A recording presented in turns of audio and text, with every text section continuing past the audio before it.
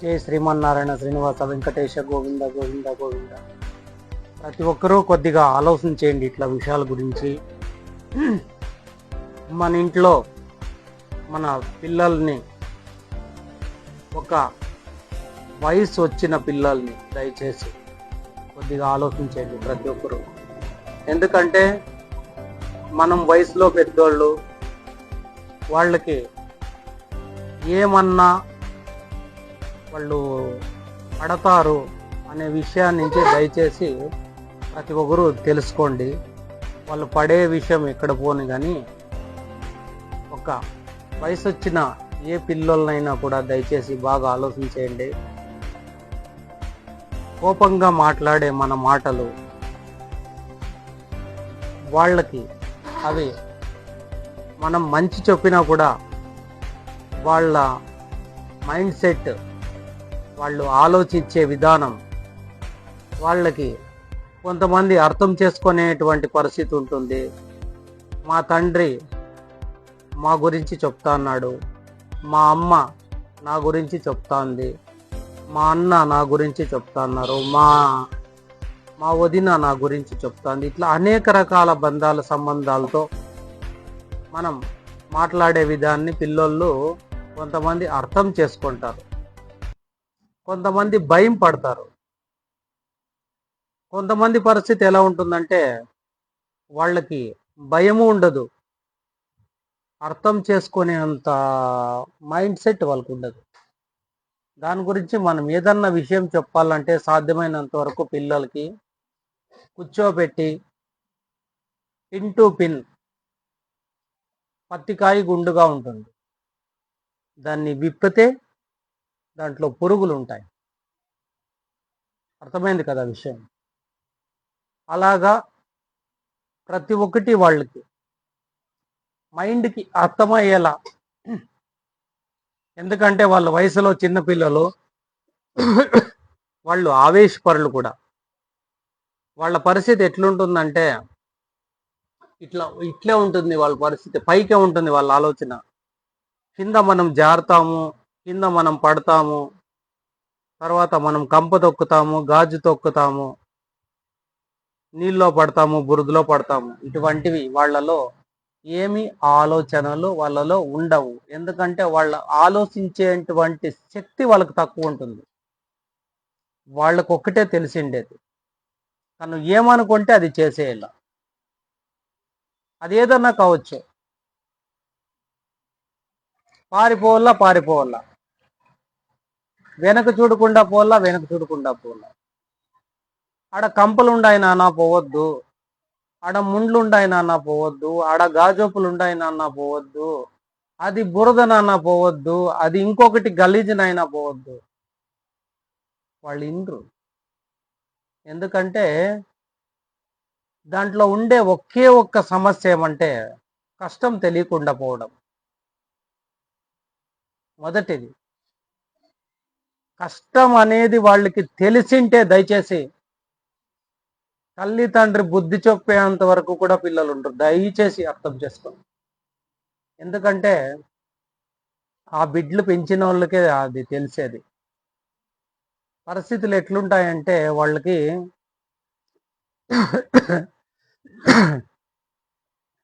ఒక college life, ఒక friend circle, వాళ్ళ అదే రేంజ్లోనే ఉంటుంది వాళ్ళ మైండ్ సెట్. ఎవరన్నా కానిలే, వాడు ఎంతటోడన్నా కానీ నాకేమి అనేది ఒకటి లోపల ఉంటుంది వాళ్ళకి. ఎందుకంటే వాళ్ళు వయసు పిల్లలు అని ఎందుకంటారంటే తెలియని వయసు. పెద్దోళ్ళు అంటారు మీసాలు వచ్చేటప్పుడు దేశాలు కనపడవు అని. అవి వాళ్ళు చెప్పిన ప్రతి సామెత కూడా అది ఎంతో విలువైంది ఉంటుంది, దాంట్లో చాలా అర్థం ఉంటుంది. దాన్ని మనం సెకండ్లో మాట్లాడి వదిలేస్తాం అంతే. ఎందుకంటే ఒక్కొక్క జనరేషన్లో వయసు పిల్లలు అనే దాంట్లో చాలా రకాలు ఉంటాయి. అది లేడీస్ కానీ జెంట్స్కి కానీ. ఇప్పుడు ఏమైపోయిందంటే వాళ్ళు తీసుకునే స్టెప్స్ ఏంది, వాళ్ళు చేసే రూట్ ఏంది, వాళ్ళు వెళ్ళే దావేంది ఎవ్వరికి తెలియదు, వాళ్ళకు కూడా తెలియదు. దయచేసి మనం ఏదో వాళ్ళలో మార్పు రావాలా, వాడు నా కొడుకు చెడిపోకూడదు, ఈ పాప నా కూతురు చెడిపోకూడదు, మా వాళ్ళు చెడిపోకూడదు అనే ఒక బంధువుల్లో ప్రతి ఒక్కరిలో అది ఉంటుంది మైండ్ సెట్. వీళ్ళకి తెలిసేదంతా దయచేసి ఇప్పుడు వయసు పిల్లలకి పరిస్థితి ఏమైపోతుందంటే తెగిలేంత వరకు ఏది తెలుసుకోరు. అది వాళ్ళకి వాళ్ళకు ఉన్నటువంటి అది దాన్ని ఏమనాలో కూడా తెలియదు. దయచేసి ఆలోచన విధానం చాలా తక్కువ ఉంటుంది వాళ్ళలో, ఆవేశం చాలా ఎక్కువ ఉంటుంది.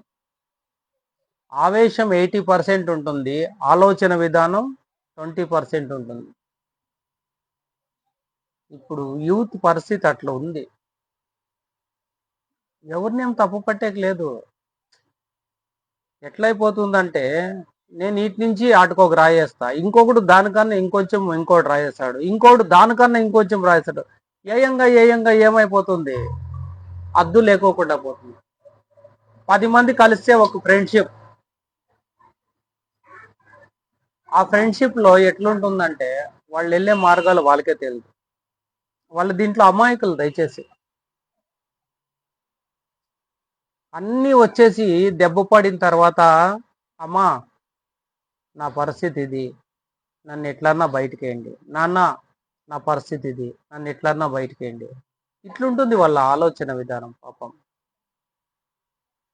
దీంట్లో ఇప్పుడు పిల్లల్లో 2 సమస్యలు ఉన్నాయి. జతులు పట్టేదాన్ని బట్టి, ఒకటి మన మాట వినకపోవడం, 2 వాళ్ళు ఏమవుతారో వాళ్ళకే తెలియకుండా పోవడం.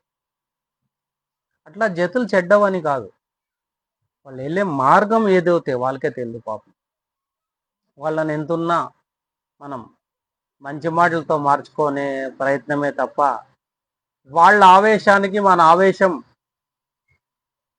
వ్యతిరేకమైతే చాలా ఇబ్బందులు వస్తాయి. మా నాన్న ఒక మాట అన్నాడు అంటే వాడు ఏం ఆలోచిస్తాడో వానికే తెలియదు. వాళ్ళ నాయన సాకిండేది పెట్టిండేది అన్ని ఏండ్ల నుంచి అవన్నీ ఒకటి వాళ్ళకి గుర్తురావు. ప్రజెంట్ గురించి ఆలోచిస్తారు. వాళ్ళలో ఒక సమస్య ఏముంటుందంటే పిల్లల్లో ఎవరు పాపం వాళ్ళని తప్పు పట్టేయలేదు. మన సమస్య మనము మన పరిస్థితి కూడా అర్థం కాని పరిస్థితి. ఎందుకంటే ఎవరన్నా ఒకరు ఏదన్నా చేసినారంటే ఒక పని, ఒక చెడ్డగా ఒక తప్పుడు మార్గంలో ఎవరన్నా పోయినారంటే నాకేం తక్కువ అనేది ఒకటి ఉంటుంది వాళ్ళలో. అది యాటికి తీసుకోపోతుందంటే వాళ్ళకే తెలియదు. దయచేసి మనం ఏం చేయాలంటే సాధ్యమైనంత, నాన్న అది మంచి మార్గం కాదప్ప, అది సరైన మార్గం కాదు నాన్న, అర్థం చేసుకో. ఇది ఒక్క జీవితం వాళ్ళలో, వయసులో ఉండే పిల్లల్లో. ఇంకొక రకమైన పిల్లల పరిస్థితి ఏమంటే హాస్టల్లో ఉండే వాళ్ళ పిల్లల పరిస్థితి, వాళ్ళకి బయట ప్రపంచం ఏమీ తెలియదు. పాపం బయట పోయి వాళ్ళు ఇంటికి ఏమైనా సరుకులు తెమ్మంటే కూడా తేలేరు. ఎందుకంటే వాళ్ళు బయట ప్రపంచం తెలియదు. తెలిస్తే ఇట్లుంటుంది, తెలియకపోతే అట్లుంటుంది పరిస్థితి. చూడండి, మా పిల్లోడు చెడకూడదు, మా పిల్లోడు ఒక సరైన మార్గంలో ఉండాలా, మా పిల్లోడు బాగా బుద్ధిమంతుడు కావాలంటే దాని పరిస్థితి ఏమంటే హాస్టల్కి వేస్తారు. ఉండే విషయమే కదా. లేదు, మా పిల్లోడు మా దగ్గరే ఉండాలా, మా పిల్లోనికి మంచి మైండ్ ఉండాలా, మంచి తెలివి ఉండాలని మనం అనుకుంటే వాడేం చేస్తాడంటే వాడు కిందికి తెచ్చుకుంటాడో మిందికి తెచ్చుకుంటాడో వాడికే తెలియదు. దీంట్లో ఆడపిల్లలు మగపిల్లలు అని కాదు, అందరూ సమానమే. కాకపోతే ఇప్పుడుండే పరిస్థితులు అట్లున్నాయి. దానికోసం సాధ్యమైనంత తల్లిదండ్రులు వాళ్ళకి ఎక్కువగా అతిగా వాళ్ళకి భయం పెట్టాలనే విషయం కూడా చాలా చెడ్డది. దానికోసం వాళ్ళకి చేయాల్సిన పని ఏమంటే ఒకటే, ఎంత చదువుకున్నా ఏమి చేసినా ఎక్కడ తిరిగినా ఇంటి పని అంటే అనేది కొంచెం చేపించాలి. అదొకటి. ఇప్పుడు నాన్న ఏదైనా ఒక చిల్లరంగడి వేసినాడు, వాడు కూడా ఒక 2 గంటల సేపు 3 గంటల సేపు చిల్లరంగట్లో పని చేయాల. నాన్న ఏదన్నా వేరే పనిలో పోయి వస్తా అంటాడు, ఒక ట్రాక్టర్ ఉంటుంది, ట్రాక్టర్ తోలుతా అంటారు, వాడికి కూడా ట్రాక్టర్ తోలేది కూడా నేర్పించాల. పలానా దగ్గర పోయి పలాంది వేసేసిరా లోడు అంటే వేసేసి రావాలి. ఆలోచన చేయండి పరిస్థితి. లేదు మా వాడు ఏంలే, మా వాడికి అన్నీ తెలుసు అనుకుంటే అతి ప్రేమ కూడా అతి సమస్యలు తెస్తుంది. దానికోసం నేను ప్రతి ఒక్కరికి చెప్పేది ఏమంటే, పిల్లప్పటి నుంచి వాళ్ళని ఒక సరైన మార్గం, ఈ మార్గాలన్నిటికీ తెలిసిండే, జీవితంలో తెలిసిండేది నువ్వు నూరు చెప్పేది ఒకటే, ఒక మహాభారతం వినేది ఒకటే, ఒక పిల్లలకైనా పెద్దలకైనా దయచేసి అర్థం చేసుకోండి. నువ్వు నూరు చెప్పేది ఒకటే, ఒక రామాయణం వినిపించేది ఒకటే, నువ్వు లక్ష చెప్పేది ఒకటే, ఒక భగవద్గీత వినిపించేది ఒకటే. ఇంతకంటే మనం ఏం చెప్పలేం. ఏం చేయాలంటే వాళ్ళని, పిల్లల్ని బాగా గుర్తుపెట్టుకోండి. మన ఫ్యామిలీలో కలిసిపోయే రకంగా, మన ఫ్యామిలీలో కొన్ని బాధ్యతలు వాళ్ళకి ఇవ్వాల. చదువుకో, కొన్ని బాధ్యతలు తీసుకో. జాబ్ చేయి, కొన్ని బాధ్యతలు తీసుకో. హాస్టల్కి పో, వచ్చినప్పుడు కొన్ని బాధ్యతలు తీసుకో. ప్రతిదీ ఇది లేదు ఈ మనిషిలో అనేది లేకోకుండా ప్రతి ఒక్కటి వాళ్ళ మైండ్కి రావాల. దీని పరిస్థితి ఏమి, దీని బరువు ఏమి, దీని కథ ఏమి అనేది వాళ్ళకి తెలియాల. ఇప్పుడు ఏమైపోతుందంటే జనరేషన్లో ఉండే ప్రాబ్లం ఏమంటే, మొదటి చెప్తాను చూడండి, వాళ్ళకి తెలిసిండేది ఏమంటే ఒక ఫిలింను ఫాలో అయ్యేదే. ఒక ఫిలింలో ఒక హీరో ఏమన్నా బట్టలేసినాడంటే అదే టార్గెట్. ఒక ఫిలింలో ఒక హీరో ఏదన్నా ఒక ఫైట్ చేసినాడంటే అదే టార్గెట్. ఒక ఫిలింలో ఏమన్నా ఒక హీరో ఏదన్నా ఇంకోటి ఏదన్నా రకరకాలుగా ఏదన్నా చేసినారంటే దాన్నే ఫాలో అవుతారు. ఎందుకంటే వాళ్ళకి తెలుదు పాపం.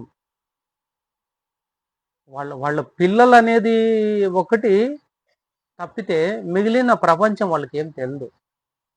మేము యూత్ అనే ఒక మాట ఒకటి ఉంటుంది. ఎందుకంటే దాంట్లో ఇంకొక సమస్య ఉంది. ఏం తెలుసా, పక్కలో అంతా పోల్చుకుంటారు. ప్రతి విషయానికి డ్యామేజ్ స్టార్టింగ్ అక్కడే ఉండేది. పక్కన వ్యక్తితో ఏం చేసుకుంటారంటే, ఏమన్నా చేస్తే వానికన్నా నేను మేలు కదా, వానికన్నా నేను కొంచెం హై కదా అనేది ఒకటి ఉంటుంది. దాంట్లో ఆ పిల్లలు ఎట్లా పోతారు ఏం కదా అని, దానికి ఆ పిల్లలకి నువ్వేం చేయాలంటే ఒక బాధ్యతని ఇవ్వాల, ఒక పనిని కల్పించాల. వాడికంటూ ఒక ఇది రాని జీవితము. ఒకవేళ తండ్రి అనేవాడు నేను ఉన్నాను, నువ్వేదో తిరుగుతాండవు చేస్తాండవు, నేను లేకోకుంటే ఈ సంసారాన్ని, మీ తల్లిని, ఈ తమ్మండ్లని చెల్లెండ్లని చూసుకునే పరిస్థితి ఎవరిది అనే వరకు వాడికి ఒక మైండ్ సెట్ తెప్పించాల. అది తల్లిదండ్రులు చేసిన విధానం ఫస్ట్. చాలా చోట్ల చూస్తున్నాను కాబట్టి నేను పోయిన దగ్గర అంతా ఏం చేస్తానంటే, కొంతమంది పిల్లలకి దయచేసి బాబు నీకు ఎంత ఏజ్ అప్ప, నువ్వు ఏం చదువుతాండవు, నువ్వేం చేస్తాండవు, నేను పలానా పని చేస్తాను అంకుల్, పలానా పని చేస్తాను, పలానా స్కూల్లో ఉన్నాను, పలానా కాలేజీలో ఉన్నాను. బాబు ఒక్క విషయం బాగా చెప్తానేనండి, తల్లి తండ్రి పైన దయచేసి ఆవేశపడొద్దండి. మీకు ఎందుకంటే మీకు చెప్పితే అర్థం చేసుకునే పరిస్థితుల్లో లేదు. ఒకవేళ మీరు అర్థం చేసుకోవాలంటే మీకు అర్థం చేసుకునేంత వరకు, చెప్పేంత వరకు మీరు వినలేరు. ఈ అంకుల్ తల తింటా అన్నాడు అనేది ఒకటి వస్తుంది. దాని నుంచి మీ అందరికి ఏం చెప్తారంటే, ప్రతి ఒక్కరికి తల్లి తండ్రి గురువు దైవం, మంచి చెడ్డ, పాపం పుణ్యం, ఇవి దీని గురించి తెలియాలంటే వాళ్ళకి ఏం చేయాలంటే, మొదట భగవద్గీత, రెండోది రామాయణం, మూడోది మహాభారతం. ఆ మూడిట్లో వాళ్ళు ఏది ఎంచుకున్నా కూడా దాన్ని వాళ్ళు రిపీట్ చేసుకుంటారంటే వాళ్ళ లైఫ్ అనేది కొద్దిగా టర్న్ అవుతుంది, వాళ్ళలో కొద్దిగా మార్పు వస్తుంది, వాళ్ళకి చెడు అలవాట్లకు దూరం అవుతారు, చెడు ఆలోచనలకు దూరం అవుతారు, తల్లి తండ్రి గౌరవం ఇస్తారు. ఆ మహాభారతం రామాయణము ఈ భగవద్గీత దీంట్లో ఏముందంటే మనిషి జీవితం ఉంది. ఒక ఆవేశంలో చేసే మనిషి వాళ్ళు ఏం గతి పడతారు అనేది కొంచెం ఉంది. ఆవేశం అనేది చాలా చెడ్డది, అది తెగిలేంత వరకు తెలియకుండా అటువంటి గాయం అది. ప్రొద్దునుంచి నేను కూడా ఈరోజు ఒక 3-4 వీడియోలు చేసిన, అవన్నీ ఎట్లంటే సమాజంలో ఎప్పుడు ఇవే చెప్పకూడదు అనేసి కొంచెం ఏదో కామెడీగా కొద్దిగా ఒక నవ్వుకొనేలా, ఒక మనం ఏదో ఇది ఒక జీవితము. దీన్ని మర్చిపోయినాం అనే దానికోసం, దాన్ని గుర్తు చేసే దానికోసం ఒక 3 వీడియోలు చేసినాను అంతే.